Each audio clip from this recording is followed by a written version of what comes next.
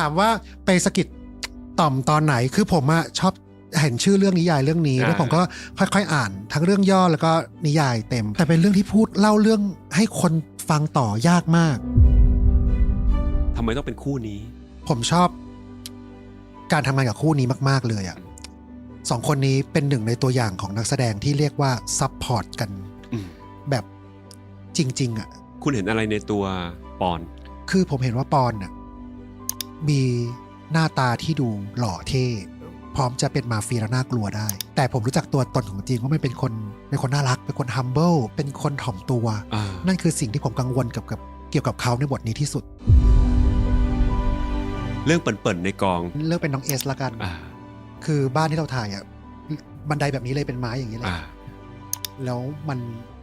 ลื่นถ่ายอยู่ๆก็เสียงตึ้งตึ้งตึ้งตึ้งตึ้งตึ้งตึ้งตึ้งตึ้งไม่จบสักทีอ่ะปึ้งปึ้งปึ้งปึ้งปึ้งปึ้งปึ้งปึ้งปึ้งปึ้งปึ้งเตนิวล่ะเตนิวเกิดจากการจับพัดจับผูครับที่จริงเขาวางตัวให้ตอนแรกสลับกันด้วยซ้ำฮะขอบคุณเมเจอร์ซีนิเพ็กแอปเดียวที่คอหนังต้องมีซื้อตั๋วหนังพร้อมรับส่วนลด M คูปองในแอปแบบง่ายๆแค่ปลายนิ้ว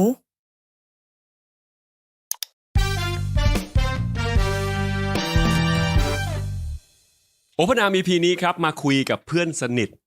ที่สนิทที่สุดนะฮะและเป็นคนที่ทำให้วลีที่ว่าราตรีสวัสดิ์นะคนดื้อกลายเป็นที่พูดถึงในโลกโซเชียลมาคุยกันกับผู้กำกับจากซีรีส์มีสติหน่อยณัฐพงศ์มีสติหน่อยครับคุณพี่พัฒน์ สวัสดีครับสวัสดีครับเอ็กครับสวัสดีครับคุณอาร์มครับ ครับ ผมต้องมีสมาธิสูงมากในการที่จะเรียกคุณด้วยสรรพนามอื่นทุกทีคุณเรียกผมว่าอะไรมันออกอากาศออนไลน์ออนไลน์ไม่ได้ครับผมมีภาพลักษณ์ที่ต้องรักษาครับ มีสติหน่อยคุณทีครับผมเป็นซีรีส์ที่ตอนนี้ถูกพูดถึง Talk of the Town ทั่วโลกไปแล้วครับคุณคือผู้กำกับครับผมคุณบุญไม่เชื่อจะมารีคอนเฟิร์มทำไมก็รู้อยู่แล้วจะมารีคอนเฟิร์มทำไมหลายคนจะไม่เชื่อว่าผมเองเนี่ยเคยกุมความลับของซีรีส์หลายเรื่องของ GMM TV ตัวละครบางตัวที่ผมเคยกำกับเนี่ยผมก็ได้รับแรงบันดาลใจความสัมพันธ์ของเกี่ยวกับตัวคุณอะไรอย่างเงี้ยแบบว่า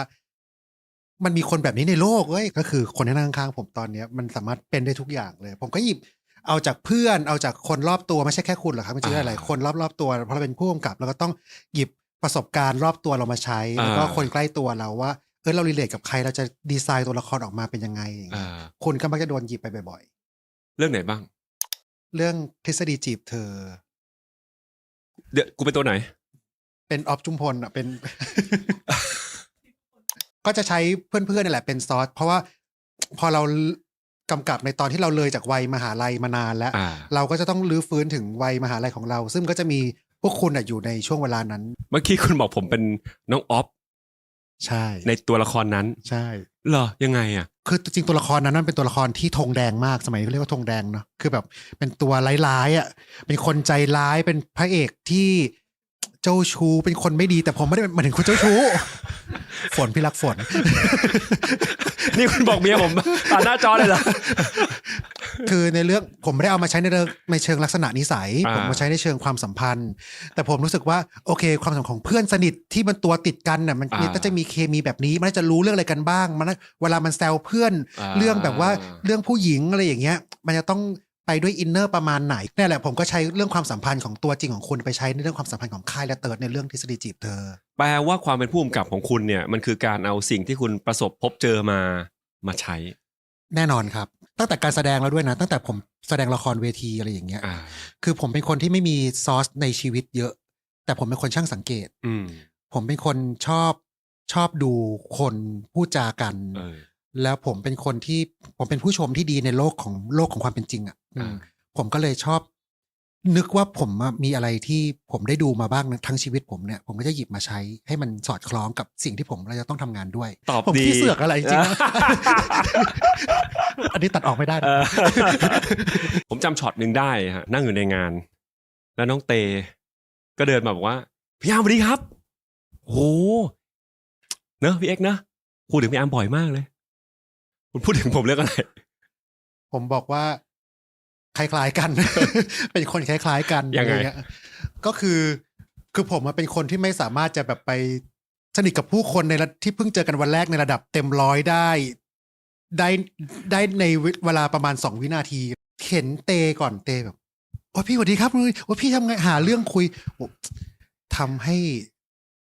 ตัวเราเนี่ยคิดถึง กูก็ได้ ตัวให้กูคิดถึงเพื่อนกูคนหนึ่งมากๆเลยอ่ะ คือ มันสามารถที่ไปสวัสดีคนอื่นแล้วหาเรื่องคุยมันจะหาเรื่องเองเอาคนนี้จะเชื่อมโยงเลยกับมันทำโดยเก่งมากมึงเหมือนไอ้อาร์มเพื่อนกูเลยเนี่ยเป็นอย่างเงี้ยอะไรอย่างเงี้ยบอกจริงเหรอพี่อาร์มเขาเป็นอย่างนี้เหรอเป็นก็เลยเล่าให้ฟังว่าอาร์มมีวีรกรรมไปตีสนิทกับผู้คนยังไงบ้างมาตลอดชีวิตมันเป็นอย่างนี้จริงๆคุณเป็นอย่างนั้นจริงๆคุณต้องยอมรับเรื่องนี้ก่อนมันเลิกลักแล้ว2 เมื่อกี้ก็เหมือนจะชมแต่ฟังแล้ว คือ ไม่ เป็น ใช่ คนเฟรนลี่ไงเป็นคนที่แบบละลายน้ำแข็งได้เร็วผมเจอคุณผมจำได้เลยว่ามันคือละครเวทีส่งครูใช่เรื่องตุ๊กตาแก้วใช่คุณก็มาเล่นใช่ผมก็มาเล่นแต่คุณไม่ได้เด็กอักษรเอกละครไม่ใช่เหรอใช่ครับที่จริงผมเรียนอักษรเอกภาษาสเปนคือผมเข้าไปอักษรด้วยการที่ไม่ได้คิดว่าจะติดคณะนี้แต่สมัยนู้นมันเป็น entrance เนาะเลือกคณะตั้งแต่เรายังไม่รู้คะแนนสอบตัวเองนึกออกแล้วเราก็จะต้องเลือกอันดับที่1ให้สูงไว้แล้วอักษรเนี่ยเป็นคณะที่คะแนนสูงในตอนนั้นเนี่ยคะแนนสูงแบบอันดับต้นๆอะไรอย่างเงี้ยแล้วผมไม่รู้ด้วยซ้ำว่าที่คณะอักษรมีภาควิชาศิลปะการละครในตอนนั้นผมไปเรียนผมก็เลยไปสนใจเขามีละครเวทีเรื่องงูขาวผมจำได้แล้วเขาหาเด็กร้องเพลงประสานเสียงซึ่งตอนเราเข้ามาปี 1เราอยากทำกิจกรรมทุกอย่างเลยเราก็เลยนึกว่านี่คือหนึ่งในกิจกรรมเหมือนกันก็ไปร้องเพลงประสานเสียงเพื่อนไปเราก็ไปใช่แล้วก็ไปร้องเพลงนั่นเป็นครั้งแรกที่เข้าสู่วงการละครเวทีของคณะพอปี2ก็คิดว่าจะขึ้นละปี2ละละครเวทีก็อยากเรียนภาษาอังกฤษก็อยากจะให้มันเป็นเอกภาษาอังกฤษไปเลยหรือจะสเปนดีคุยกับตัวเองไปมาแล้วก็ปรึกษากับคุณพ่อคุณแม่ก็ตกลงใจที่ภาษาสเปนเพราะว่าคิดว่าละครเวทีเรายังเรียนเป็นทั้งชีวิตมหาลัยที่เหลืออีก3 ปีเรายังเรียนได้ทุกเทอมเลยเราไปเล่นเรื่องนึงก็เหมือนเราได้เรียนยิ่งกว่าวิชาหนึ่งด้วยซ้ำอะไรเงี้ยก็เลยคิดว่างั้นถ้าเรียนเป็นวิชาการเนี่ยเราขอเรียนเป็นภาษาสเปนแล้วกันคุณชอบอะไรในละครเวทีผมชอบในชีวิตที่เราได้มีชีวิตอื่นๆเราได้มีชีวิตที่2ที่3ที่4แล้วแต่เรื่องให้เราเล่นนะครับหรือเรื่องที่เราทำงานด้วยอย่างเงี้ยเราเหมือนเราได้อยู่โลกอีกใบหนึ่งเราได้เรียนรู้ที่จะเข้าใจคนอื่นเพราะผมอย่างที่ผมบอกว่าผมไม่ค่อยมีซอสในชีวิตเยอะแล้วชีวิตไม่ค่อยเจออะไรที่เป็นอุปสรรคในชีวิตอย่างรุนแรงเท่าไหร่อะไรเงี้ยเพราะนั้นเนี่ยผมก็เลยรู้สึกผมชอบที่จะเข้าใจมีอาจารย์ทางการละครท่านหนึ่งบอกผมไว้ว่าเนี่ยเป็นคนที่รู้เลยว่าเล่นละครจากความ caring คือความเอาใจเขาไปใส่ใจเราความพยายามจะเข้าใจคนอื่นพยายามจะคิดแทนอีกคนหนึ่งก็เลยรู้สึกว่าติดนิสัยนี้มาแล้วก็ชอบที่จะเข้าใจตัวละครนี้หรือตัวละครอื่นๆที่เราเล่นด้วยมันทำให้เรารู้สึกได้จริงๆว่าเราสามารถที่จะลืมตัวตนแล้วก็ละทิ้งตัวตนแล้วก็พร้อมจะเชื่อกับเหตุการณ์ตรงหน้าแล้วผมก็เชื่อในแมจิกตรงนี้ของนักแสดงแล้วก็เชื่อกันมาตลอดจนถึงตอนนี้มีเรื่องนึงที่พอคุณพูดถึงการ caring แล้วต้องให้คุณได้เปิดเผยหน่อยเพราะว่ามันทำให้คุณถูกตราบาปมา20 กว่าปีคือผมต้องยอมให้คุณพูดแล้วผมขอพูดจะตัดออกหรือไม่ตัดออกผมขอพูดให้น้องๆที่อยู่ตรงนี้ได้ฟังก็ยังดีนะครับ ก็คือในตอนเล่นละครอยู่เรื่องหนึ่งแล้วคุณอาร์มเนี่ยปวดปัสสาวะอยากเข้าห้องน้ำแล้วเขาเองเนี่ยก็ไม่รู้จะทำยังไงเขาก็เลยเอาขวดน้ำดื่มเนี่ยครับไปแอบฉี่ที่หลังม่านและเขาก็ปิดฝาไว้แล้วก็วางอยู่ที่มุมหนึ่งหวังใจว่าเดี๋ยวเล่นละครเสร็จก็คงจะเอาไปทิ้งหรือจัดการตัวเองผลปรากฏว่าเขาไม่ได้ทำแบบนั้นครับเขา SMS สมัยนั้น SMS ฝากไปเก็บขวดฉี่หลังเวทีให้กูหน่อยเนี่ยอยู่ตรงหลังม่านอะอะไรอย่างเงี้ยผมก็แบบอะไรวะเดินขึ้นไปน้องผู้หญิงกำลังลื้อฉากเซตฉากกันหมดพี่หาอยู่ตรงไหนวะ ขวดฉี่มันอยู่ตรงไหนพี่หาอะไรคะไม่รู้จะพูดว่าอะไรดีทิ้งให้แล้วค่ะขอบคุณครับคือน้องๆทั้ง15 คนนั้นก็คือคิดว่าเป็นของผมซึ่งตอนนั้นคุณอาร์มเขาเป็นพี่อาร์มสุดหล่อของน้อง สเตจผู้หญิงของอักษรผมก็อยากจะให้เพื่อนไม่เสียภาพลักษณ์ผมก็เลยแต่ขอบคุณครับ แล้วพร้อมให้ทุกคนคิดว่านั่นคือปัสสาวะของผม ตัดออกไหมครับ น้ำตาไหล มันเป็นสิ่งที่มันเก็บกดมาตั้งแต่นั้นมาคุณต้องเห็นสายตาของคนเด็กผู้หญิงประมาณ15 คน แบบว่าคือผมก็ไม่รู้อยู่ตรงไหนเพราะผมก็แบบตรงไหนวัดบอกว่าวางไว้ข้างหลังไม่มีเลยอะไรอย่างเงี้ยผมขอโทษไม่เป็นไรครับหลายๆคนจะไม่ทราบว่าซีรีส์สายวายทั้งหลายของ GMMTV อาจจะไม่เกิดขึ้นถ้าหากว่าวันนั้น X ไปรับทุนนักศึกษาเรียนต่อที่สเปนใช่ใช่คือผมเรียนภาษาสเปนเนี่ยตั้งแต่ปี1ถึงปี4เนี่ยผมได้ A ทุกตัวเลยภาพที่ตัวเองมองตัวเองไว้นะตอนนั้นก็คือว่าก็คงจะไปชิงทุนของรัฐบาลสเปนแล้วก็กลับมาเป็นอาจารย์คือทุนรัฐบาลสเปนวันนั้นนะผมพลาดไปคือไม่ได้พอไม่ได้ผมก็แบบยังไงต่อดีชีวิตมันจะไปทางสเปนหรือไปทางอื่นๆนะครับเพราะว่าตอนนั้นก็หลายทางเลือกเข้ามาผมเคยไปเป็นคนอยู่ในมัสคอตวิ่งเป็นตัวการ์ตูนดึงดังก็สนุกดีเหมือนกันนะอะไรอย่างเงี้ยคิดว่าใช้acting skill มาใช้ผมเคยไปเป็นสอนพิเศษภาษาสเปนเป็นอาจารย์พิเศษอะไรอย่างเงี้ยครับแต่พอมีจังหวะหนึ่งก็คือคนข้างๆผมร่วมเหตุการณ์นั้นด้วยนั่นก็คือว่าทางแกรมมี่เนี่ยเขาติดต่อเพื่อนกลุ่มที่ทำละครด้วยกันมาว่าอยากจะหาเด็กรุ่นใหม่มาทำรายการเพลงผมก็นั่งรถคุณไปที่ตึกแกรมมี่ในวันนั้นคุณเป็นคนขับรถไปกัน5 คนโดยที่ไม่รู้อะไรเลยเกี่ยวกับเรามาตึกนี้ทำไมเหรอเราก็ไม่รู้ว่านี่คือการสมัครงานเราก็ไปด้วยความนั่งกันอยู่5 คนแล้วก็มีพี่คนหนึ่งคือเจ้านายที่ผมรักมากคนหนึ่งคือพี่โอนะครับเขาก็มานั่งสัมภาษณ์ในตอนนั้นในห้องนั้นมีคนที่เรียนจบแล้วจริงๆอยู่2 คนก็คือผมกับป๋อมแปมใช่เราก็เลยเขียนใบสมัครกันอยู่2 คน แล้วเราก็รู้อีกตัวทีว่าเดี๋ยวเราคงต้องมาเป็นพนักงานที่ตึกนี้แล้วสินะอะไรอย่างเงี้ยมาเป็นคนวงการบันเทิงเบื้องหลังใช่ใช่ใช่จากการเป็นครีเอทีฟครับก้าวขึ้นมาเป็นผู้ผลิตรายการเรามาทำในสายงานที่เป็นสายงานผลิตแบบนี้ผมไม่ได้เรียนผมไม่รู้จักการใช้เครื่องมือเครื่องไม้โปรแกรมอะไรเลยผมไม่รู้จักแม้กระทั่งคำศัพท์บัมเปอร์คีย์ซีนอินเทอร์ลูดอะไรทั้งสิ้นผมไม่ได้เรียนมาเพราะผมเรียนทางละครเวทีเพราะนั้นการเข้ามาแรกๆเนี่ยมันต้องมีความปรับตัวค่อนข้างเยอะอะไรเงี้ยผมถึงขั้นเคยคิดว่าจะไม่อยู่กับตรงนี้แล้วนะอะไรอย่างเงี้ยจริงปะเนี่ยผมเคยคิดว่าผมเรียนสเปนมาก็ควรจะไปใช้ภาษาสเปนให้เป็นประโยชน์เพราะเป็นสิ่งที่ผมรู้แน่ๆแต่ไอการครีเอทีฟเนี่ยผมไม่รู้ผมจะคิดไม่ออกวันไหนคือวันนี้ผมคิดออกแต่พวกนี้ผมจะคิดไม่ออกหรือเปล่าวะอะไรอย่างเงี้ยมันมีความไม่เซ็กเคียวมันแต่ถ้าเป็นสอนหนังสือผมรู้ว่าทุกวันผมต้องทำได้ผมรู้สเปนตั้งแต่1 ถึง 10ที่ผมควรจะรู้แต่ครีเอทีฟเนี่ยวันนี้ผมคิดออกพวกนี้ผมจะไม่คิดไม่ออกหรือเปล่าวะอะไรอย่างเงี้ยผมเป็นอย่างนี้ตลอดแต่ผมรู้สึกว่าโอเคเราเรียนอักษรก็คือการเล่าเรื่องผมก็เล่าเรื่องได้ผมรู้สึกว่ามันคือการสื่อสารเหมือนเขียน composition หรือเรียงความอันนึงผมก็เทคการทำรายการในขณะนั้นหรือทำละครเนี่ยเหมือนการเขียนเรียงความมีการฮุกคนให้คนดูก่อนและอธิบายแล้วก็ตบปิดท้ายซึ่งมันคือหัวใจสำหรับการสื่อสารแล้วผมรู้สึกว่าเราจะชวนเพิ่มอักษรเนี่ยมาทำตรงนี้ด้วยกันก็เลยชวนก๊อฟกับมิ้นก็คือก๊อฟเธอที่ไทยมาผมเชื่อว่าก๊อฟกับป๋อมแปมมีบอลที่เหนียวแน่นตั้งแต่สมัยเรียนความเป็นเพื่อนความรู้จักกันดีของทั้ง2 คนจะทำให้ทั้ง2 คนหาทางที่จะเป็นพิธีกรร่วมกันได้รายการทีวีก็เหมือนกับละครเวทีฉากหนึ่งสมัยก่อนตอนเราเรียนหนังสือฮุกจะอยู่ประโยคแรกให้คนอ่านต่อแล้วก็จะเล่าเรื่องแล้วจบแต่สมัยนี้เราฮุกคนดูได้เสมอเราจะนั่งเราจะพูดเรื่องนี้เราฮุกเลยเราฮุกได้ตลอดอะไรอย่างเงี้ยมันไม่จำเป็นต้อง1 ถึง 10แล้วอะไรอย่างเงี้ยผมก็รู้สึกว่า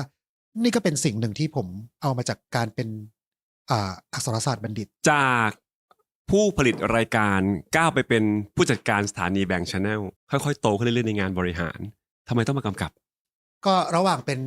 ผู้บริหารสถานีแบงค์ชาแนลนั่นแหละมันจะมีรายการหนึ่งซึ่งเป็นรายการแบบวัยรุ่นปรึกษาปัญหาความรักกวนใจชื่อรายการว่ารักจริงปิงเกอร์แล้วเราก็อยากเอาเรื่องที่น้องๆโทรมาเนี่ยไปทำเป็นหนังสั้นโดยที่เราทำหนังสั้นที่คิดว่าแบบสนุกเป็นช่วงหนึ่งของรายการเท่านั้นประมาณสัก15 นาทีอะไรอย่างเงี้ยสนุกอะไรเงี้ยแล้วก็รู้สึกว่าแบบมันสนุกดีหนังสั้นนึงก็เริ่มไม่สั้น มันก็เริ่มเป็นหนังสั้นขนาดยาวจนถึง1 ชั่วโมงอะไรอย่างเงี้ยซึ่งก็รู้สึกสนุกกับงานกำกับคือจริงๆแล้วว่าผมทำงานกำกับผมเชื่อผมทำมาตลอดนะโดยเฉพาะตอนที่รายการ Firefly ที่ผมเคยทำเนี่ยเปลี่ยนพิธีกรจากรุ่นแรกคือเป็นรุ่นพี่อ้อมสุนิสารุ่นนาเน็กพี่โจอัครพลหรือพี่อ้อยพี่อั๋นอะไรอย่างเงี้ยจำได้แล้วเปลี่ยนผ่านมาเป็นรุ่นของโบอ๋องหลุยเตอร์อีคิวอะไรอย่างเงี้ยครับซึ่งในยุคนั้นน่ะผมต้องใช้สกิลในการเป็นผู้กำกับสูงมากผมก็เริ่มรู้สึกว่าไฟกำกับมันเริ่มมาชัดเจนตั้งแต่ยุคที่เป็นโบหลุยนี่แหละที่รู้สึกว่าเรารู้สึกเหมือนมีความเป็นผู้กำกับชัดเจนขึ้นแล้วพอมาทำหนังสั้นเนี่ยมันก็เลยชัดเจนมากเพราะมันเป็นฟิกชันแนลแล้วมันไม่ใช่การเป็นรายการโทรทัศน์มันเป็นเรื่องราวเรื่องเขียนบทอะไรเงี้ยเราสนุกที่จะทำให้คนเล่นได้เราก็ไม่เคยเรียนการวางเฟรมภาพในฐานะผู้กำกับมาก่อนนะครับเราก็จะโฟกัสในช่วงต้นๆเนี่ยผมก็จะมองเป็นในเชิงแบบ acting coach นั่นแหละก็คือการไปช่วย acting ไกด์การแสดงใช่แต่ผลปรากฏว่ามันเรื่องหนังสั้นเรื่องนั้นมันมีประมาณแบบเกิน10 เรื่องอะครับเรื่องที่6เรื่องที่7ผมก็เริ่มรู้สึกว่ามันเหมือนผมเรียนเป็นนักเรียนฟิล์มอะที่ผมได้ฝึกการทำหนังสั้นมาแล้วประมาณ 6-7 เรื่องอะไรอย่างเงี้ยแล้วทำจริงด้วยไงใช่ก็เลยรู้สึกว่าไอ้สกิลการเป็นผู้กำกับเรามันก็ชัดเจนขึ้นในฐานะของการกำกับผ่านสื่อนะแต่เพราะการกำกับละครเวทีอะเราคุ้นชินอยู่แล้วตั้งแต่ตอนเราเรียนหนังสือแต่ว่าตอนเราเป็นละครเวทีมันเหมือนกัน acting มันเหมือนกันแต่ว่าไอ้การผ่านสื่อเนี่ยผมไม่เคยทำอะไรอย่างเงี้ยก็ค่อยๆฝึกมาจนกระทั่งมีจังหวะหนึ่งที่อยากทำซีรีส์เป็นเรื่องยาวของตัวเอง10 ตอนก็คือว่าชื่อเรื่องว่า Room Alone 401410ก็คือว่าด้วยเรื่องของคนที่อยู่ในห้องคนเดียวในอพาร์ตเมนต์เรียงห้องแต่ห้อง401 402 403 404 10 ห้องจำได้เรารู้สึกว่าผมถนัดกับการที่เนื่องจากเป็นคนที่ชอบเข้าใจมนุษย์เหลือเกินตัวละครเรื่องแรกก็อย่างน้อยก็คือมีตัวละคร10 ห้องเป็นพื้นฐานของตัวละครหลักแล้วยังมีคนที่มาเกี่ยวข้องกับตัวละครแต่ละห้องเรื่องที่ผมทำมักจะมีตัวละครหลักเยอะกว่า2 คน 3-4 คนจะมีเกินหลัก10ทุกครั้งเลยในเรื่องนั้นก็เริ่มสนุกแล้วหัวหน้านั่นคือพี่ถานะครับเป็นนายของผมก็ให้โอกาสมากๆให้ผมลองผิดลองถูกเขาไม่มีการกดดันอะไรทั้งสิ้นเลยคุณไปคุยกับพี่ถายังไงมันไม่มีการคุยเป็นหลักเป็นฐานว่าทำกันเถอะอะไรอย่างเงี้ยอยู่รู้ตัวอีกทีเราก็เลยจะกำกับแล้วว่ามันเป็นการทำคือเราทำงานกันเรื่อยๆกับคือเราจะมีการรายงานการเกิดเหตุการณ์ต่างๆในช่องรวมถึงสถานการณ์ตอนนี้อะไรอย่างเงี้ยคิดถึงเรื่องนึงออกอยากจะเขียนเรื่องบทแบบนี้เอามีนักแสดงแบบนี้เหรออุ้ยนักแสดงแบบนี้เด็กมาใหม่ตั้ง6-7 คนลองทำซีรีส์สักเรื่องนึงไหมครับมันเป็นความคุยต่อยอดกันไปเรื่อยๆโดยไม่มีการ assignment น่ะมันเป็นการคุยแบบสนุกคิดอ่ะมันออร์แกนิกมากๆอ่ะมันไม่มีการแบบว่าปีนี้เราจะมีซีรีส์เรื่องหนึ่งให้กับเด็กเหล่านี้ไม่มีพอหลังๆเนี่ยก็โอเคมีแบบแผนที่ชัดเจนแต่ตอนนั้นคือเรื่องแรกที่มาจากแบบจับพัดจับผูใช่วิธีการในการสร้างพล็อตซีรีส์ไปซื้อนิยายมาทำไปดูในออนไลน์ใครเขาเขียนฮิตก็ซื้อมาวิธีการคิดพล็อตของคุณที่มันจะเคาะว่าเรื่องเนี้ยมันได้คิดยังไงคือผมทำมาทั้ง2แบบเนาะที่จริงแล้วมันก็มีเสน่ห์ต่างกันเนาะการเอานิยายมาทำกับการที่เป็นออริจินอลสคริปต์คือ original script เนี่ยเราจะได้เซอร์ไพรส์จากคนดูแน่คนดูจะต้องตามติดทุกอย่างผู้ไม่รู้อะไรแล้วจะเดินทางไปพร้อมๆกับตัวละครถ้าเป็นadaptation เขาจะรู้โครงใหญ่ๆแต่ว่าเขาอาจจะอยากรู้ว่ารายละเอียดที่เราจะใส่ไปเราจะ adaptation นั้นอ่ะมันจะ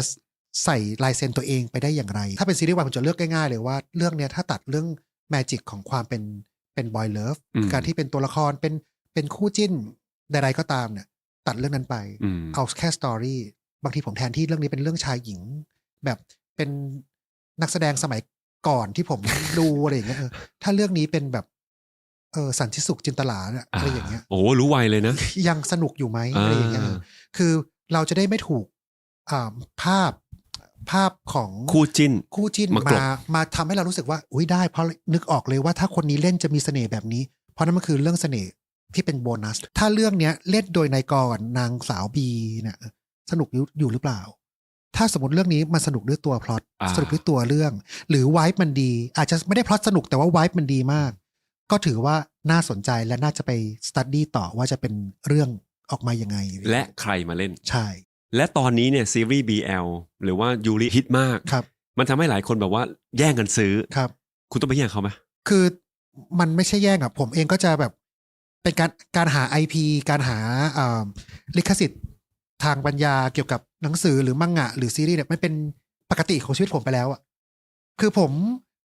ไปร้านหนังสือหรือเข้า X อะไรอย่างเงี้ยผมเจออะไรผมก็จะให้น้องติดต่อไว้เป็นเรื่อยๆอยู่แล้วเพื่อขอเรื่องย่อหรือเพื่อปรึกษาว่าความเป็นไปได้ว่าจะทำเป็นซีรีส์ได้ไหมแล้วก็ไม่ได้รู้สึกว่าอันนี้คือเป็นช่วงเวลาที่ต้องไปแย่งกับใครคือถ้าเรื่องนี้ available ก็ได้ทำงานด้วยกันถ้าเรื่องนี้ไม่ available เราก็ว่าจะเหตุผลอะไรก็ตามว่าจะมีผู้ซื้อไปแล้วหรือเขาอาจจะไม่อยากจะขายลิขสิทธิ์เนี่ยผมก็ถือว่าก็ผ่านเรื่องนั้นไปแค่นั้นเองต้องยอมรับว่า GMM TV เนี่ยถือเป็นยูนิตแรกๆของประเทศไทยครับที่ทำซีรีส์ ครับเกี่ยวกับ LGBTQ ครับตอนจุดเริ่มต้นเนี่ยต้องมีการแบบพุชอะไรหรือสู้อะไรกับสังคมมากน้อยแค่ไหนย้อนกลับไปเนี่ยซีรีส์ BL ที่ GMM TV ทำเป็นเรื่องแรกๆอย่างเป็นที่เรียกได้ว่าซีรีส์ BL เลยเนี่ยก็คือ Sotus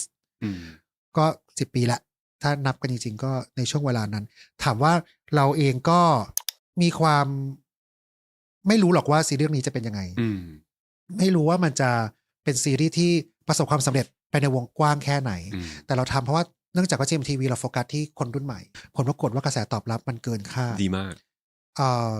มันดีมากๆเลยจริงๆถามว่าเราก็ไม่รู้หรอกว่ามันควรจะไปแค่ไหนมีเส้นอะไรแล้วก็ค่อยๆวางเฟรมเวิร์กของเรามาเรื่อยๆจาก10 ปีที่แล้วจนถึงตอนนี้เราก็ยังวางกรอบนี้ไม่เสร็จหรอกครับมันก็ต้องปรับเปลี่ยนกันไปตามพศต่างๆแต่ว่าเนื่องจากว่าพอเราได้เริ่มก่อนเนี่ยเราก็มีโอกาสได้วางเฟรมนี้ก่อนคนอื่นเราก็ได้ลองผิดลองถูกมาเยอะกว่าคนที่เพิ่งเริ่มทำแต่ถามว่าเราเก่งกว่าคนอื่นไหมไม่ใช่หรอกครับแต่ว่าเราโชคดีที่เราได้เริ่มทำมาตั้งแต่10 ปีที่แล้วอะไรเงี้ยหมายความว่าการที่เราได้เริ่มเหมือนกับเราถางทางไปแล้วครับแต่ทางเนี่ยมันจะกว้างแค่ไหนหรือต้องเลี้ยวซ้ายเลี้ยวขวาหรือต้องหยุดพักตรงไหนครับเราแค่ลองทำมันดูใช่ครับที่จริงแล้วแม้เราจะสร้างกรอบนี้ไว้เนี่ยแต่เราก็ต้องยังสนุกกับการสร้างกรอบใหม่ๆไม่งั้นเราจะกลายเป็นมีขนบที่เราทำแบบนี้ไว้อย่างเดียวคือถ้าเราต้องสร้างกรอบแหละแต่เราคงต้องสร้างกรอบไว้หลายๆกรอบเพื่อให้เราวิ่งไปได้เรื่อยๆจนถึงทุกวันนี้คุณกำกับเรื่องอะไรบ้างไล่มาเลยก็รูบาโลนแล้วก็อีกเรื่องนึงคือเรื่อง Secret Seven น้องปันกับเธอคนเหงาเขาทั้ง7นะครับมาเรื่อง Wolf เกมล่าเธอนี่ก็มีตัวละครนำ5 คนกันแล้วก็ทฤษฎีจีบเธอแล้วก็มีเรื่องไวเวอร์ซ่านะครับมีคนละทีเดียวกันอันนี้ก็เป็นแก๊ง6 กลุ่ม 6 คนที่ชื่อทีเหมือนกันแล้วก็มีนิสัยคุณไม่ทำอะไรง่ายๆเลยเนาะแปลกๆใช่ผมบอกแล้วผมชอบเขียนบทหลายๆคนแล้วก็มาที่ Cherry Magic อันนี้ของญี่ปุ่นใช่มาจากมังงะของญี่ปุ่นแล้วก็ล่าสุดก็คือมีสติหน่อยคุณทีครับของปี26ก็จะมีเรื่อง21 วันลองมาละกันดูไหมคือในการเลือกนักแสดงแต่ละคนครับมาเป็นคู่กันอย่างที่ผมนึกภาพออกที่เราคุยกันเมื่อกี้ทฤษฎีจีบเธอครับความเป็นหนุ่มออฟกับหนุ่มกันคือออฟเนี่ยเราจะเห็นเลยว่ามันแบบสไตล์คือเด็กที่แบบว่าวัยรุ่นจีบสาวกวนๆกับกันซึ่งดูแบบซอฟหวาน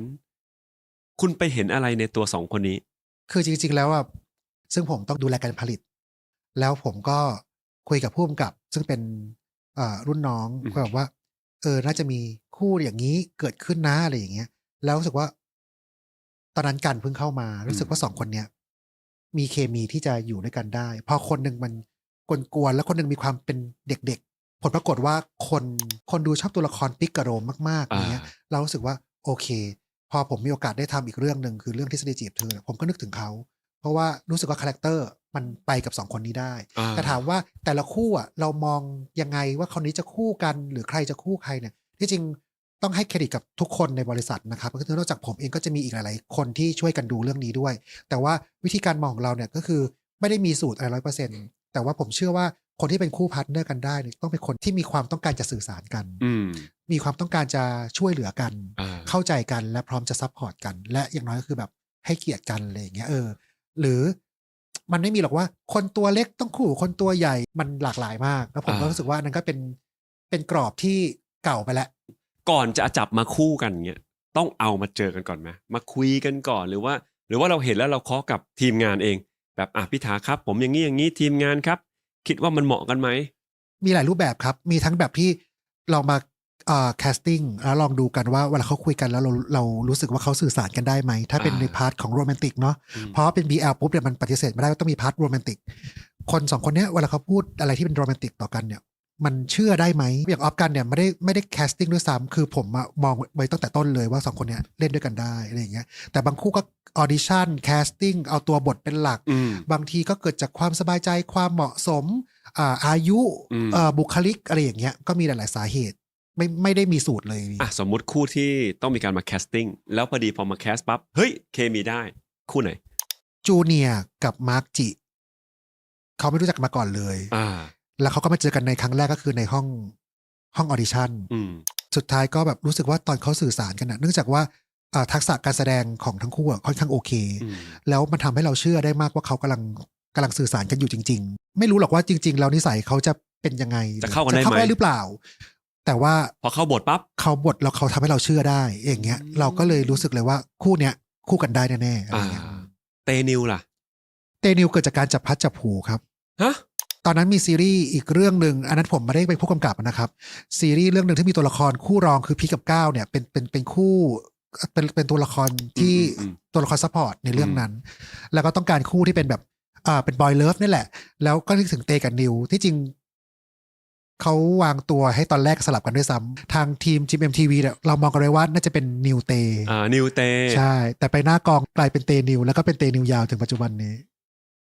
บางเรื่องมันก็อยู่ที่โอกาสแต่มันก็อาจจะเป็นความบังเอิญที่ฟ้าลิขิตได้ไหมที่เข้าทางนะเพราะว่าจริงๆแล้วว่านิวมันก็มีความเป็นน้องมันมีความน่าเอ็นดูในบางแง่มุมเตมก็จะมีความ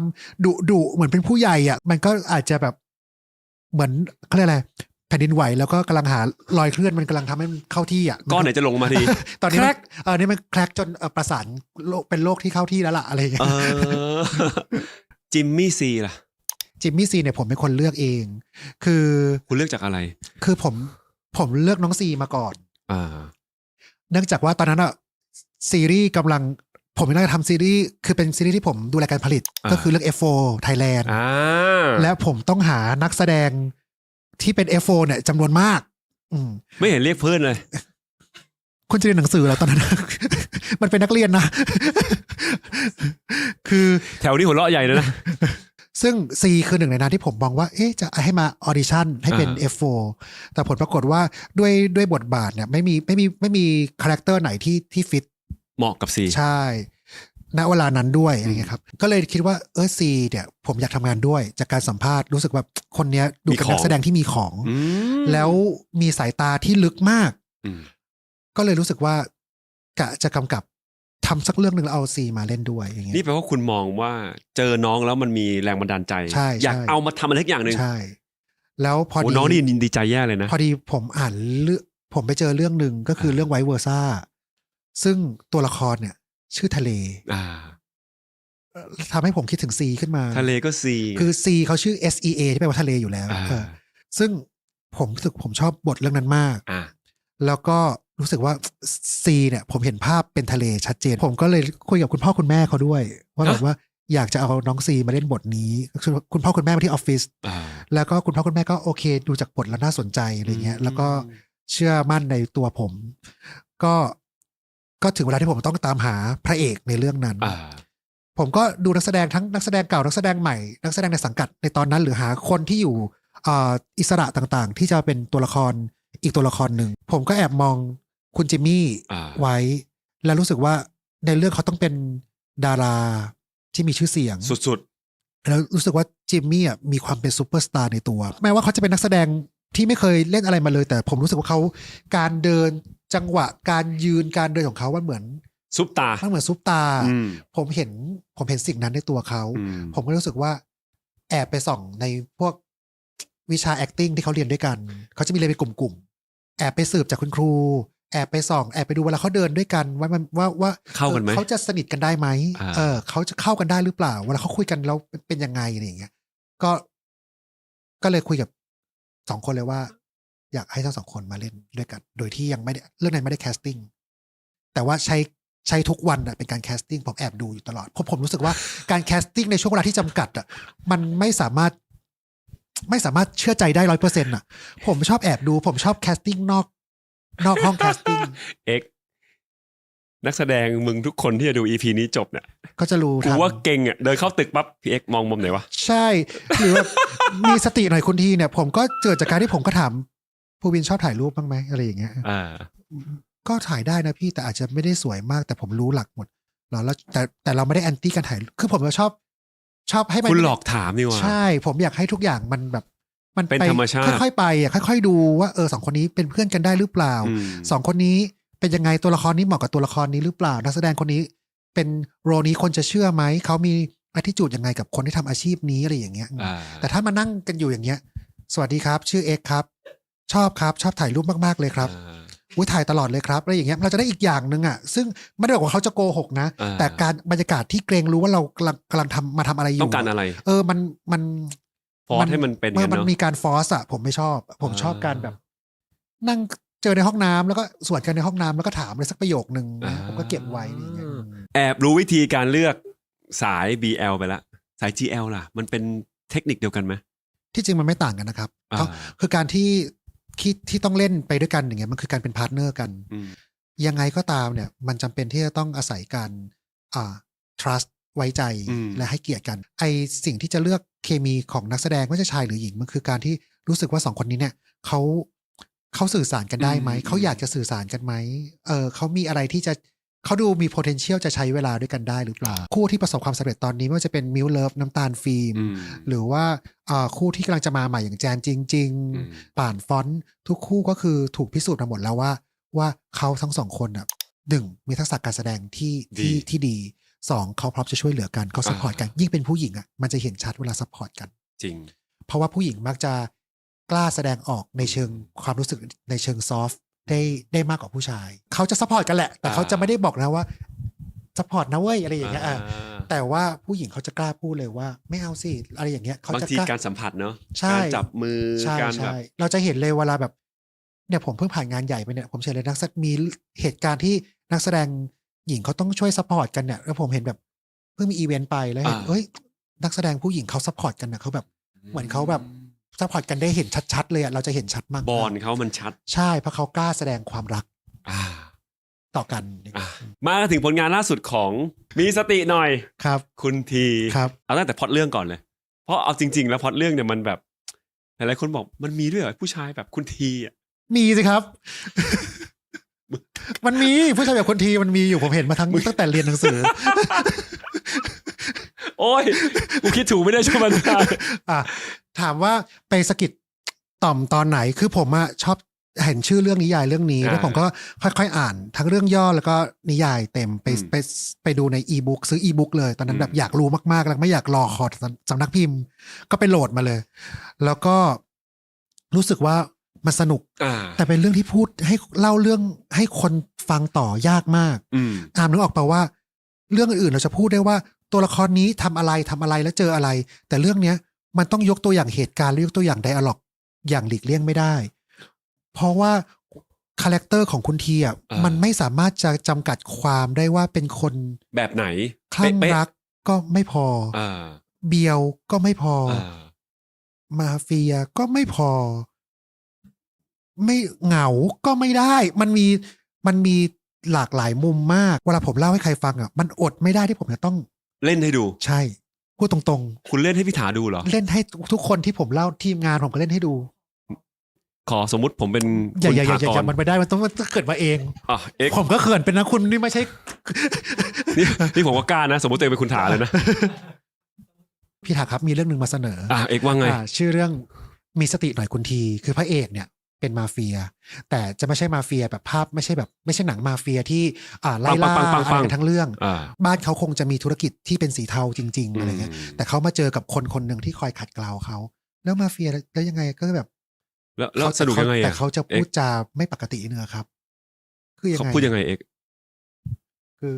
เฮ้ยนี่คือทุกคนจับจ้องดูมากเกินไปกดดันแล้วเนี่ยคุณเป็นนักแสดงเร็วคุณเล่นละครเวทีอักษรกับผมมาคือแบบว่านั่นแหละผมก็จะพูดแบบไดอะล็อกอะที่ทำอยู่ก็ไม่ทำให้ฉันชื่นชมเธอมากขึ้นหรอกนี่ตัวคุณป่าววะผมอะ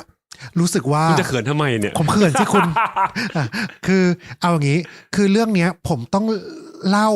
เหตุการณ์พร้อมกับพูดไดอะล็อกให้คนเข้าใจว่า ว่ามันเป็นยังไงแม้กระทั่งวันที่ผมเล่าเรื่องนี้ให้ปอนกับภูวินฟังผมก็อดไม่ได้ที่ผมจะต้องพูดเป็นบางไดอะล็อกของตัวละครคุณทีให้คุณทีเข้าใจผมเห็นที่คุณไกด์ละคือปอนอ่ะเหมือนมีเต้ารับสัญญาณจากผมที่ตรงกันแล้วแต่ว่าถ้าเล่นไม่ดีเนี่ยมันจะกลายเป็นการพูดพยายามตลกถ้าเราไปดูจริงๆแล้วเนี่ยจะรู้สึกว่าตัวละครคุณทีอ่ะเขาซื่อสัตย์ต่อบทพูดประหลาดอันนั้นของเขาทุกอันและเขาก็เจ็บปวดจริงๆเมื่อเขาพูดอ่ะเธอทำฉันใจแทบขาดโอ้โหแต่เขาอาจจะพูดจาให้เหมือนมันเวอร์แต่เขาเสียใจจริงๆตัวละครเนี้ยมันยากที่มันต้องซื่อสัตย์และจริงใจกับความเบียวนั้นมากไม่งั้นมันจะกลายเป็นการมาพูดมีมใส่กล้องไปเฉยๆซึ่งมันก็จะกลายเป็นมันจะดูได้แป๊บเดียวเริ่มต้นเนี่ยตัวผมเองและทีมงานทุกคนต้องเชื่อในโลกของคุณทีนี้จริงๆซึ่งในแง่ของการขอพี่ถาหัวหน้าในการลงทุนซีรีส์เรื่องเนี้ยครับคุณต้องเล่นแบบนี้ทำให้คนอื่นเขาเชื่อผมเล่นทุกซีนเพราะว่า เล่นนี่ไม่ได้เล่นเพราะว่าเล่นเพราะว่าเวลาคุยกับทีมงานเขาต้องรู้ว่าเขาต้องเชื่อกับผมอ่ะเขาก็จะแบบไม่สามารถเอาช่อดอกไม้ปกติมาขายผมได้ว่าเป็นพร็อพเขาจะเลือกเสื้อผ้าหรือเขาจะเลือกสถานที่ก็ไม่สามารถเลือกไอ้ที่มันเขาต้องรู้ดีกรีความไม่ปกติของคุณทีอ่ะให้แบบให้ชัดเจนตรงกับผมก่อนอะไรเงี้ยแล้วเขาก็จะคอยตามไปกับผมได้ว่าโลกของคุณทีมันเป็นแบบนี้นะบ้านของคุณทีต้องเป็นแบบไหนอะไรอย่างเงี้ยซึ่งตอนนั้นภาพมันยังไม่เกิดใช่คุณอธิบายยังไงให้ทีมงานเชื่อว่าเชื่อกูเหอะสนุกทีมงานอ่านบทแล้วทุกคนสนุกทุกคนนั่นคือด่านแรกสำหรับผมเขาคือคนดูคนแรกเขาสนุกทุกคนแล้วก็เอนจอยไปกับมันไม่ค่อยมีใครหาวหรือไม่ค่อยมีใครง่วงเรา first read ทีมงานกันก่อน5 EP แรกก็เป็นเรื่องแรกๆมั้งที่ทีมงานทุกคนฝ่ายพร็อพฝ่ายอาร์ตฝ่ายเสื้อผ้าสนุกกับการมานั่งคุยกันอ่านบทอย่างสนุกสนานแล้วก็มีเสียงหัวเราะออกมาจริงๆแล้วผมว่าอันนั้นมันสำคัญกว่าคือถ้าคุณ get essence ของความเป็นคุณทีแล้วเนี่ยคุณจะไม่ต้องสงสัยอีกต่อไปเลยคุณเห็นอะไรในตัวปอนคือผมเห็นว่าปอนน่ะมีหน้าตาที่ดูหล่อเท่พร้อมจะเป็นมาเฟียแล้วน่ากลัวได้แต่ผมรู้จักตัวตนของจริงว่ามันเป็นคนน่ารักคือปอนเป็นคนน่ารักมากเป็นคน humble เป็นคนถ่อมตัวนั่นคือสิ่งที่ผมกังวลกับเกี่ยวกับเขาในบทนี้ที่สุดแต่มั่นใจว่าเขาทำได้มั่นใจว่าเขาทำได้คือมั่นใจว่าเขาอยากเล่นแน่ๆตอนแรกก่อนเปิดกล้องเนี่ยไม่รู้แหละว่าทำได้ไม่ได้แต่รู้ว่าความอยากเนี่ยความต้องการที่จะเป็นตัวละครตัวเนี้ยความรักในตัวละครตัวเนี้ยเขามีเกิน100อ่ะถ้าคะแนนเต็ม100อย่างน้อยต้องได้101ขณะเดียวกันอีกฝากฝั่งหนึ่งก็คือภูวินคนที่ต้องเล่นเป็นพีชเนี่ยจะต้องมีทักษะการแสดงที่ละเอียดมากเพราะเขาต้องเล่นตลอดเวลาและเขาต้องทำให้เห็นว่าตัวละครเนี้ยเป็นยังไงคือคนบทเนี้ยเป็นคนปกติก็จริงแต่ถ้าเล่นไม่ดีอ่ะจะกลืนหายจมไปเลยเพราะว่ามันไม่ได้มีของเล่นเยอะเหมือนกับบทคุณทีบทละครของพีชเนี่ยจะเป็นบทละครที่ปกติเหมือนที่เราคุยกันเพราะฉะนั้นเนี่ยมันจะต้องมีการหมายความแยกดีกรีแยกองศาความเข้มความอ่อนให้ได้ชัดเจนมากๆซึ่งภูวินเขาชอบเขาเป็นนักแสดงที่ชอบผมว่าประมาณนี้ไหมพี่เอกละเอียดคือคิดมาละอันนี้โกรธแค่นี้แล้วเดี๋ยวไปต่อใช่อันนี้โกรธแค่นี้อันนี้โกรธมากไปจูบอันนี้คือจูบแบบไหนจูบแบบนี้คือไม่ใช่นักแสดงบางคนจูบก็คือฉากเลิฟซีนอะไรอย่างเงี้ยแต่เนี้ยจูบแบบนี้จูบแบบนี้จูบแบบนี้มันจะต้องมีเลเวลอันนี้ดึงมือกลับด้วยความมึงเป็นอะไรเนี่ยมึงเป็นบ้าอะไรเนี่ยกับดึงครั้งนี้กูไม่เหมือนเดิมอะไรอย่างเงี้ยซึ่งนักแสดงคนที่เป็นพีชจะต้องมีเลเยอร์มีระดับของความรู้สึกละเอียดกว่าปกติอะไรอย่างเงี้ยละเอียดกว่าคนที่อาจจะแบบต้องการไม่เอาชอบไม่ชอบออกมาตรงๆใช่แม้ว่าจะเป็นละครคอมเมดี้แต่เราก็มันก็ต้องทำให้คนดูเชื่อได้ว่าคือว่าแต่ละเหตุการณ์หรือแต่ละการกระทำของตัวละครมันเกิดขึ้นจากอะไรนะเพราะว่าเราเคยเรียนกันมาในวิเคราะห์บทละครว่าเราจะรู้จักตัวละครตัวหนึ่งเรารู้จักสิ่งที่เขาพูดง่ายที่สุด2คือสิ่งที่เขาทำกับ3คือสิ่งที่ตัวละครอื่นพูดถึงเขาซึ่งเรื่องเนี้ยมันจะมีข้อ3ได้เยอะมาก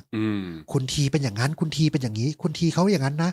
มีผู้ช่วยคุณทีด้วยใช่มีผู้ช่วยคุณทีมีคุณโมกที่แบบคุณโมกก็น่ารักใช่คือเรื่องเนี้ยเราจะรู้จักตัวละครตัวหนึ่งผ่านทุกมิติเลยทั้งสิ่งที่เขาพูดสิ่งที่เขาทำและสิ่งที่ตัวละครอื่นพูดถึงเขามีสติหน่อยคุณทีเนี่ยเป็นซีรีส์ที่เป็น Talk of the Town มีซีนเบียว ทุก EP เลยครับตั้งใจปะคือคิดว่าคนคงชอบแต่ไม่คิดว่ามันจะไปไกลขนาดนี้ถ้าพูดตรงๆเลยคิดว่าแบบว่าคิดว่าคนถ้าจะมีคนเก็ตเนี่ยก็ต้องเป็นคนที่โตๆหน่อยพี่ดูละครหลังข่าวมาเหมือนยุคเราที่เกิดทันละครหลังข่าวถามจริงตอนมึงกำกับอ่ะมึงนึกถึงหน้าพวกกูอยู่แล้วมึงเคยเล่นละครหลังข่าวด้วยมึงไม่ต้องมาคุยเลยขอโทษนะครับว่าถ้ากูเจอมุกนี้เข้าไปกูต้องแบบคือมันต้องบอกว่าคิดว่าอันเนี้ยมันเป็นไทยเนสอย่างหนึ่งเนาะมันเป็นความเป็นไทยแต่จริงๆแล้วผมไม่ได้กังวลเพราะว่าจริงๆแล้วว่าวัฒนธรรมละครแบบเนี้ยมันมีอยู่ในทั่วโลกมันเป็นในประเทศไทยมีอยู่แล้ว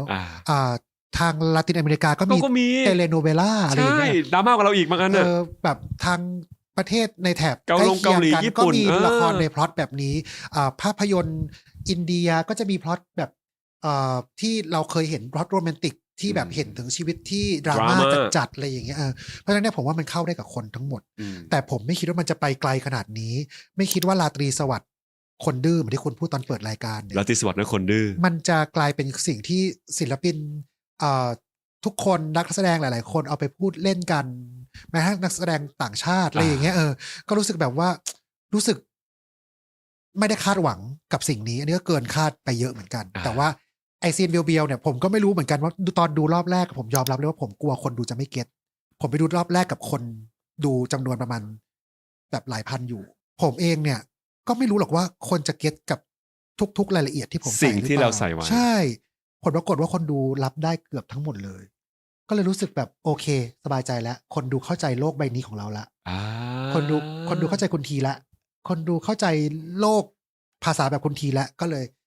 ที่เหลือมาก็ไม่ยากแล้วครับพอคนอินไปกับเราแล้วอ่ะมีการปรับการตัดต่อ EP ท้ายๆให้มันมีซีนเบียวๆเพิ่มมากขึ้นปะไม่คุณไม่แก้เลยเหรอไม่เพราะว่าผมว่ามันปรุงสุกมาอย่างดีที่สุดแล้วไม่ได้หมายความว่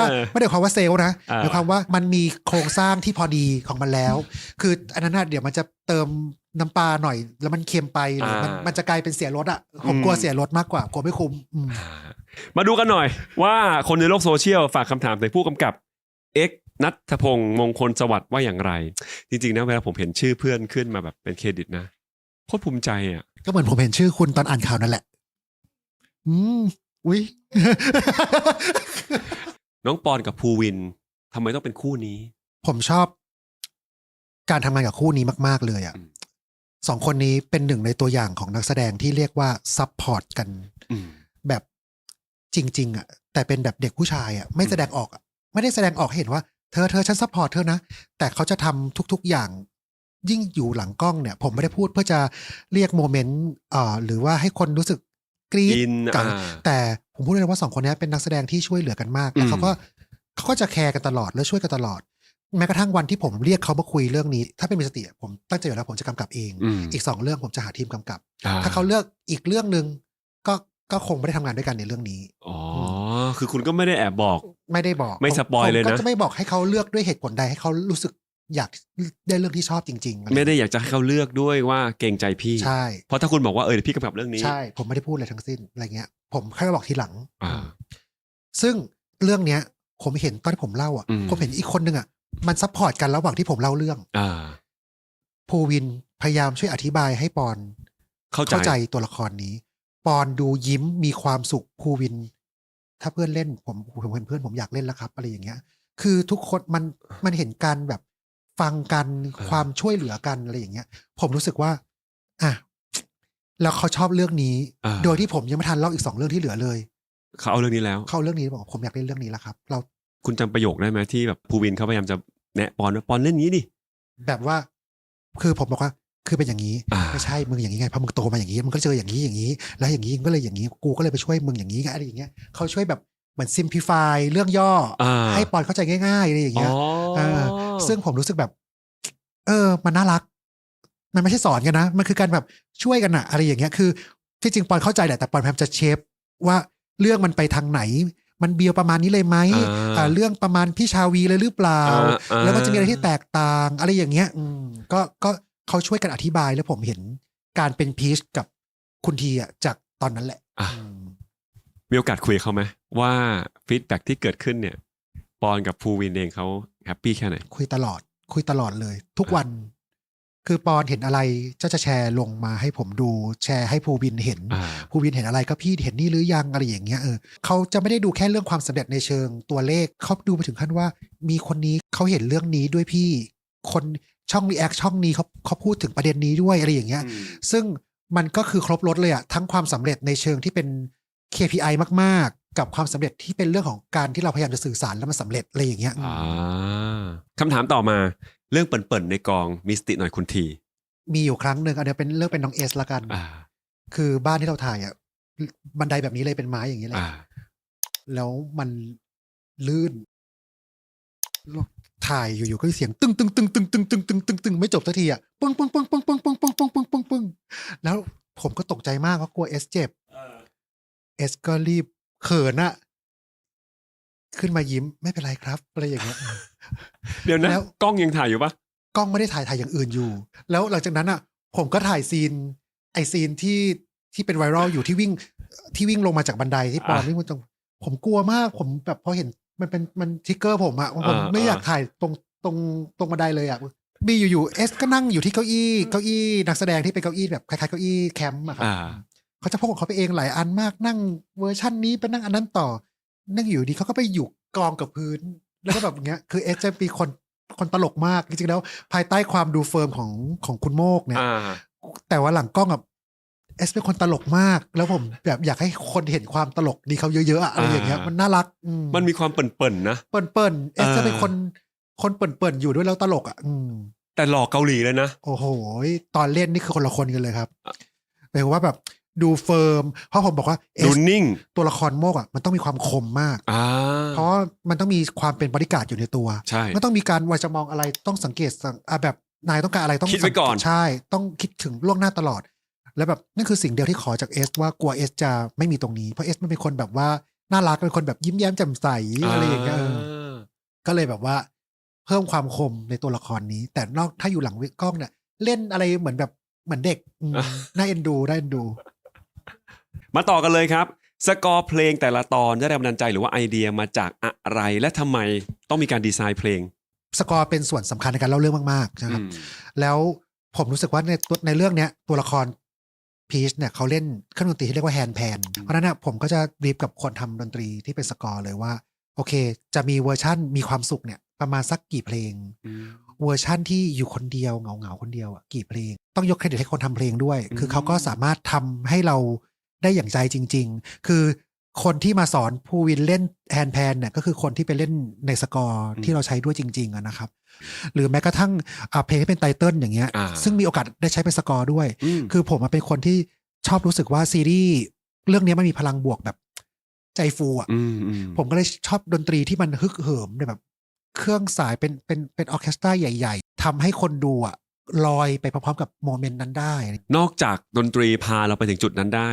ไอเอฟเฟกที่เวลาคุณทีเล่นตลกหรือว่าแสดง acting ออกมาแล้วมันซาเอามาจากไหนฮะ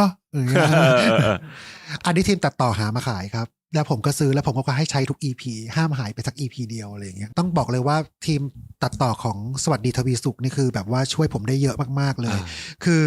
โอเคมันจะมีบางอันที่ผมแบบจะขอความต้องการที่ล้ำเกินจริงไปบ้างช่วงเพลงละครอดีตหรืออะไรอย่างเงี้ยแต่ว่าอะไรที่เป็นแบบว่าการจับคาแรคเตอร์เนี่ยเขาค่อนข้างผมว่าเขารักตัวละครทุกตัวในเรื่องนี้มากๆเขาขาดนะอ่านขาดใช่เขารักตัวละครนี้เขาอ่านบทเขารู้เรื่องเลยอะไรอย่างเงี้ยวันที่ผมบรีฟการตัดต่อเขาครั้งแรกเนี่ยจำได้เลยว่าผมรู้สึกว่าผมพูดไปไม่เยอะเลยอะแต่มันออกกลับมาเยอะมากแต่เขาบอกว่าเขาเข้าใจมากแล้วเห็นภาพเลยแต่ผมแบบว่าในใจผมเห็นภาพได้ยังไงวะเพราะตอนกูเล่าเรื่องให้คนอื่นฟังไม่เห็นมีใครเข้าใจ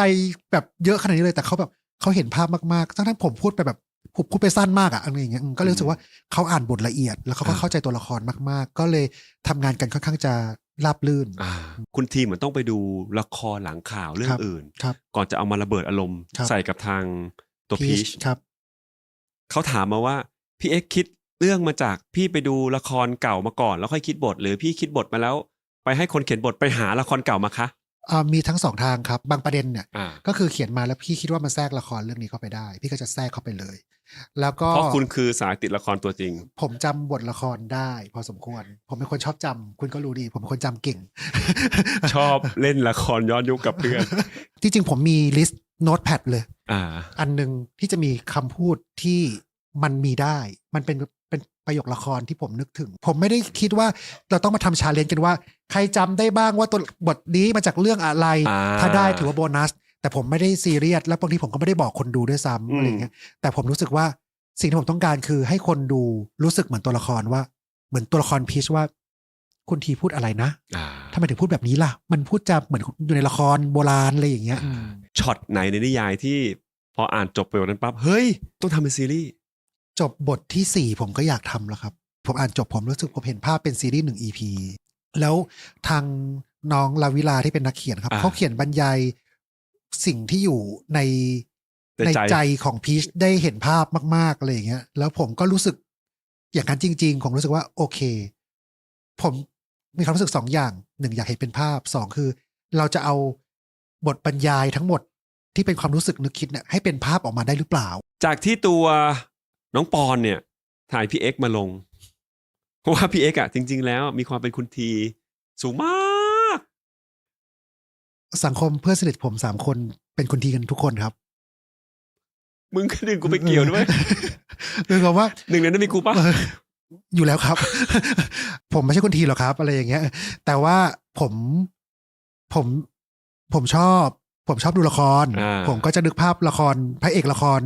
ที่เป็นอาร์คีไทป์หรือเป็นขนบของละครไทยออกได้ง่ายละครหลังข่าวน้องเนี่ยแต่น้องกับปอนดูละครมากกว่าที่ผมคิดเกิดทันละครหลายๆเรื่องแล้วก็จำละครหลายๆเรื่องได้อะไรอย่างเงี้ยแล้วแบบมันมีละครหลายๆเรื่องที่เราจะต้องถูกใช้เป็นเล็บเสมอก็คือ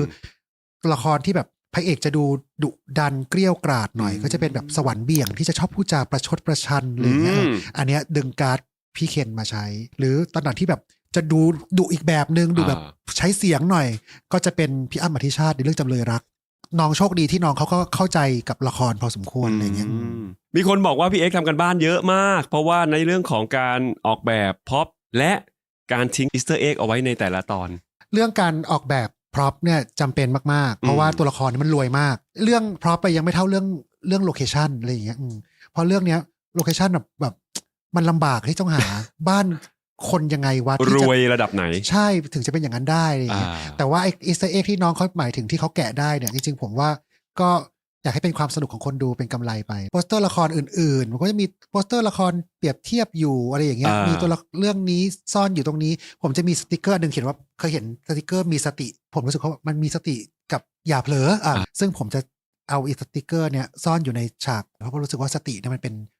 ป็นคีย์เวิร์ดของเรื่องนี้ฉากแรกที่เขียนว่ามันจะมีเขียนว่า keep calm and aim well ในห้องน้ำอะไรอย่างเงี้ยเพราะว่า keep calm คือมีสติ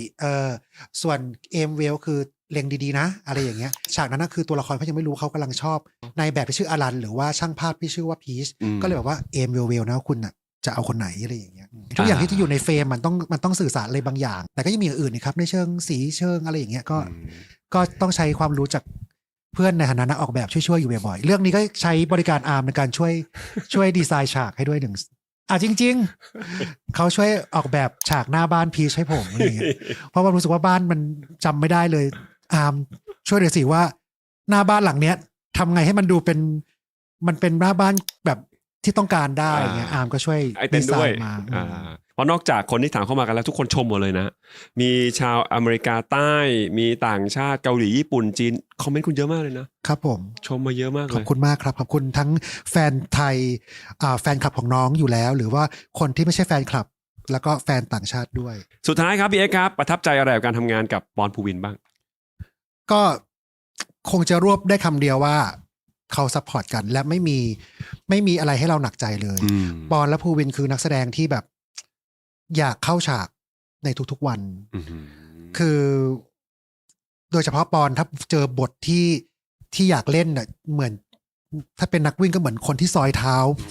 สแตนบายรอจะวิ่งตลอดอะไรอย่างเงี้ยก็รู้สึกว่าชอบ energy นี้ชอบ energy ของคนที่ รักในตัวละครที่ตัวเองกำลังจะต้องแสดง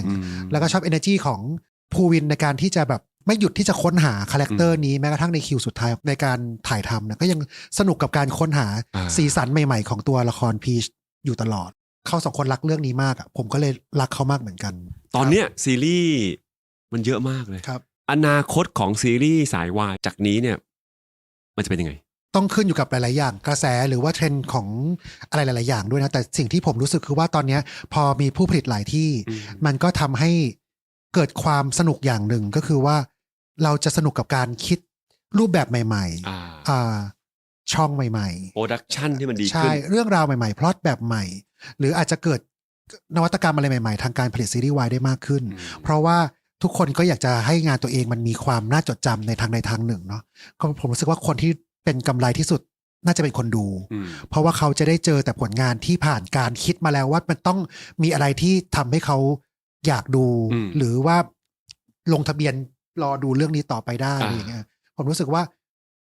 มันคงจะแข่งอย่างนี้ไปอีกสักพักหนึ่งแต่ว่าเป็นคำถามที่พวกเราก็ตั้งข้อสงสัยเหมือนกันว่าตลาดซีรีส์วายมันจะวายที่แปลว่าหมดหรือว่าจางลงเมื่อไหร่ซึ่งเราเคยตั้งคำถามนี้ตั้งแต่ประมาณสัก5 ปีที่แล้วจนถึงตอนนี้เนี่ยก็ยังไม่เลิกตั้งว่าเมื่อไหร่นะตลาดมันใหญ่ขึ้นแต่ตอนนี้เราก็เลิกมองไปแล้วเรากำลังทำคอนเทนต์เรื่องหนึ่งมันอาจจะไม่ได้มองว่ามันเป็น BL หรือว่า GL หรือจะเป็นประเภทไหนก็ตามมันเป็นคอนเทนต์ที่น่าสนใจสำหรับคนดูแล้วหรือยังอะไรอย่างเงี้ยแล้วก็มันสร้างอะไรใหม่ๆหรือสร้างอะไรที่ไม่ใหม่ก็ได้แต่ว่ามันน่ารักหรือมันมีความน่าจดจำอะไรในบางอย่างเนี่ยให้กับคนดูแล้วหรือยังแล้วเราก็จะลืมไปเองแต่ก่อนเนี่ย BL มันเป็นช่องหนึ่งของซีรีส์นะแต่ก่อนนี่คือซีรีส์แบบแนวนี้แล้วก็แนว BL แต่สำหรับผมเดี๋ยวนี้ BL มันไม่ได้ช่องแล้วอ่ะมันไม่ใช่มันมี BL ที่เป็นย้อนยุคเป็น period เป็นแฟนตาซีไม่ใช่มีแค่รอมคอมน่ารักมันอาจจะมีสีสันมีเฉดใหม่ๆของ BL ที่หลากหลายมากขึ้นแล้วก็เส้นแบ่งของการจะพูดเรื่องประเด็นอื่นๆที่หนักๆได้ก็เห็นว่า BL หลายๆเรื่องก็ทำได้มากขึ้นเรื่อยๆไม่ว่าจะเป็นของทางบริษัทที่ GMMTV ทำเองหรือที่บริษัทอื่นๆทำก็เริ่มรู้สึกว่าโอเคในเมื่อ BL มันแตกออกไปได้หลายทางมากมันมีความเป็นไปได้อะมันมี possibility ไปหลายแบบมากอะเพราะฉะนั้นน่ะก็คิดว่าน่าจะสนุกกับคนดูและคนทำที่จะได้เห็นอะไรใหม่ๆและนักแสดงก็จะได้ลองอะไรใหม่ๆมากขึ้นด้วยเรื่องหน้าที่คุณจะกำกับพอจะบอกได้ไหมบอกได้เพราะว่าเป็นเปิดเผยไปแล้วนั่นก็คือเรื่อง21ครับ21วันลองมารักกันดูไหมจูเนียร์กับมาร์คจิอยากให้เราดูทุกเรื่องของ GMMTV แล้วก็ทุกเรื่องที่อยากดูเลยนะครับแต่ว่าก็ฝากเรื่องนั้นไว้หน่อยฝากเรื่องไว้ในอ้อมใจ21พล็อตเป็นยังไงสั้นๆคน2คนที่อกหักจากคนเดียวกันแล้วก็ดันมาเรียนรู้ที่จะรักกันเองภายใต้การใช้กฎ21วันที่ทำอะไรแล้วชินอ่ะทำซ้ำๆแล้วอาจจะชินแล้วอาจจะเกิดเป็นนิสัยใหม่ลองดูซิว่าเราจะใช้กฎนี้กับความรักได้หรือเปล่าครั้งใหม่ได้หรือเปล่าใช่ครับทำซีรีส์ให้คนเขาติดทั่วบ้านทั่วเมืองคุณทำซีรีส์แนวฟีลกู๊ดอ่ะมีวันที่คุณฟีลแบดป่ะปกติครับแต่ว่าไม่บ่อยไม่ค่อยเลยตั้งแต่ทำงานมา20 กว่าปีเนี่ยรู้สึกว่าเรียกว่าเบิร์นเอาท์เนี่ยครั้งเดียวในชีวิตก็คือตอนที่เข้าทำงานใหม่ๆตอนที่ไม่รู้ว่าเราไปทำภาษาสเปนดีกว่าไหมนั่นนะอะไรอย่างเงี้ยแต่ว่าตั้งแต่ผ่านจุดนั้นมาซึ่งเป็นปีแรกของการทำงานตั้งแต่อายุ23เป็นต้นมาเนี่ยจนถึงตอนเนี้ยไม่เคยเบิร์นเอาท์เลยมีเรื่องหนึ่งที่หลายคนอาจจะสงสัยแล้วก็อยากรู้เหมือนกันผมอยากให้คุณแชร์กันก็คือเรื่องของการรักตัวเองครับคือบางคนมองว่าการเป็นผู้กำกับโดยเฉพาะเรื่องของความรักเนี่ยมันต้องเข้าใจความรักหรือบางคนต้องสันนิษฐานว่าคงจะมีความรักที่ดีครับพี่เขาต้องมีคู่พาร์ทเนอร์ที่ดีแน่ๆเลยแต่คุณเคยแชร์ให้ผมฟังว่าชีวิตตอนนี้ก็มีความสุขดีแล้วใช่ครับเล่าให้ฟังหน่อยผมมีความสุขกับทุกๆขวบปีของชีวิตจริงๆนะคือผมเป็นคนที่ไม่ค่อยเจออุปสรรคปัญหาที่ผมเจอครั้งเดียวในชีวิตที่เป็นปัญหาใหญ่ที่เรียกได้ว่าเป็นอุปสรรคและตั้งรับไม่ทันสำหรับคนภูมิต้านทานน้อยอย่างผมมันคือเรื่องเสียคุณแม่ที่เรียกจับต้องได้ว่าอันเนี้ยเรียกว่าความสูญเสียความผิดหวังคือผมเรียนได้ระดับที่โอเคทำงานในระดับที่บริษัทที่ดีดูแลถูกดูแลโดยเพื่อนร่วมงานและพี่ๆทุกคนโอกาสที่ดีโอกาสที่ดีมาตลอดอะไรอย่างเงี้ยครั้งเดียวในชีวิตผมที่รู้สึกว่าควบคุมไม่ได้และทุกอย่างดูแบบ เสียทรงก็คือตอนที่คุณแม่เสียแต่ว่าก็เรียนรู้เหมือนกันว่าในฐานะลูกคนนั้นก็รู้สึกทำหน้าที่ลูกที่ดีกับคุณแม่อย่างเต็มที่มากๆแล้วก็ภูมิใจกับหน้าที่ลูกชายคนเดียวของแม่ในวันนั้นได้อย่างเต็มที่ที่สุดแล้วก็รู้สึกว่าโอเคต่อไปนี้เจอเรื่องอะไรไม่มีอะไรยากแล้วผมไม่ค่อยอยู่กับอะไรที่เป็นแง่ลบนานๆผมจะมีระบบป้องกันตัวเองสูงมากอ่ะผมจะต้องหาแบบพลังบวกมาใส่ใช่อย่างรวดเร็วอะไรอย่างเงี้ยซึ่งก็ไม่รู้ว่ามันจะบ่มเพาะนิสัยการรับมือกับความล้มเหลวที่แย่ลงของผมในอนาคตหรือเปล่านะแต่ว่าทุกวันนี้ผมมีความสุขแบบนี้ผมมีความสุขง่ายอ่ะจริงๆผมมีความสุขกับแค่วันนี้ตื่นมาได้ฟังเพลงนี้วันนี้ได้กินอันนี้วันนี้ได้คุยกับพ่อเล่นกับหมาอะไรอย่างเงี้ยออกมาทำงานเนี่ยมาสายซะหน่อยแต่กลับมืดหน่อยใช่ใช่บอสเขารู้อยู่แล้วไม่ต้องห่วงไม่ได้ว่าอะไร ไม่แต่แค่ผมรู้สึกว่าคือบางคนเนี่ยพอมันตามหาคำว่าความสุขมันทำให้เรากลายเป็นว่าไม่รู้จริงๆว่าความสุขมันอยู่ที่ความสุขอยู่ที่เราแหละครับตัวเราเนี่ยแหละความสุขอยู่ที่ตัวเองมีคนชอบถามว่าพออยู่ตรงนี้มันก็จะมีพวกคอมเมนต์แง่ลบต่างๆวิ่งเข้ามาหาเราวิ่งเข้ามาหาเราแบบไม่ทันได้รู้ตัวอย่างเงี้ยแล้วเรายังจะมีความสุขได้หรือเปล่าแน่นอนผมเคยเจอโมเมนต์แบบนั้นเหมือนกันคนที่ทำงานกับสื่อเยอะเนี่ยคงจะหลีกเลี่ยงไม่ได้ที่จะมีทั้งคนที่ชื่นชอบแล้วก็ไม่ชอบหรืออาจจะไม่ถึงกับต่อต้านกับงานของเราเงี้ยครับถ้าภาษาชาวบ้านก็คือทัวลงใช่เคยเจอมาเหมือนกันแต่ว่าก็รู้สึกว่าแบบก็โชคดีนะก็มองในแง่ดีก็คือแบบคนอื่นก็อาจจะมีกระจกอยู่ไม่กี่บานที่จะส่องให้ตัวเองเห็นมุมโดยเราเจอกระจกเราจะมองกระจกในมุมที่เราดีที่สุดแม้ทั้งถ่ายรูปเซลฟี่เรายังเลือกเอามุมที่กดแล้วเนี่ยเราเลือกแล้วว่ามุมเนี้ยเราดีถ้าเรามองในแง่หนึ่งไอ้คอมเมนต์อย่างนั้นอาจจะมีกล้องบางมีกระจกบางมุมที่ทำให้เราเห็นว่าเราอ่ะไม่ชัดไม่เคยเห็นโชคดีที่รู้ว่ามุมนี้มันมีอยู่แหละเราอาจจะไม่ได้ส่องมันบ่อยๆก็ให้รู้ว่ามันมีมุมนี้อยู่จริงๆเราก็จะพิจารณาที่จะทำอะไรกับมุมตรงนั้นของเราให้มันดีขึ้นมองในแง่ดีใช่ครับมีคนช่วยเรามองให้ปิดจบในแบบเบียวๆซึนๆหน่อยได้ไหมก็ต้องขอบคุณทุกคนนะครับที่ให้ความสนใจนะครับก็เรื่องก็ดำเนินมาถึงจุดใกล้จบแล้วอีก2 EP ก็จะจบแล้วก็ใครที่เป็นแฟนๆของน้องๆแล้วเข้ามาดูที่พอดแคสต์นี้นะครับก็ขอบคุณด้วยหรือว่าคนที่ผ่านไปผ่านมาแล้วไม่เคยรู้จักผมมาก่อนนะครับแล้วไม่เคยรู้จักซีรีส์เรื่องมีสติหน่อยคุณทีมาก่อนก็ขอให้ฝากไปดูย้อนหลังได้นะครับก็คิดว่าเป็นอีกเรื่องที่เหมาะกับช่วงเวลาแบบต้นปีแบบนี้แหละแบบว่าช่วงแบบเดือนมกรานะช่วงของการเริ่มต้นใหม่ฉลองใช่มีพลังบวกให้มอบให้แก่การเลยนะครับขอบคุณที่ทำให้คำว่าราตรีสวัสดิ์นะคนดื้อหรือว่าแบบคำหลายๆอย่างที่เราไม่คิดว่าจะกลายเป็นคำที่คนเอาไปพูดเล่นกันก็ขอบคุณมากๆที่ชีวิตการทำงานครั้งหนึ่งก็เคยทำอะไรที่ให้คนไปพูดกันเป็นเทรนด์แบบนี้ได้นะครับก็ฝากขอบคุณไปถึงแฟนๆที่อยู่ต่างประเทศด้วยนะครับนี่และนี่แหละครับคือผู้กำกับมีสติหน่อยคุณทีครับเอกณัฐพงษ์มงคลสวัสดิ์ครับขอบคุณครับขอบคุณครับ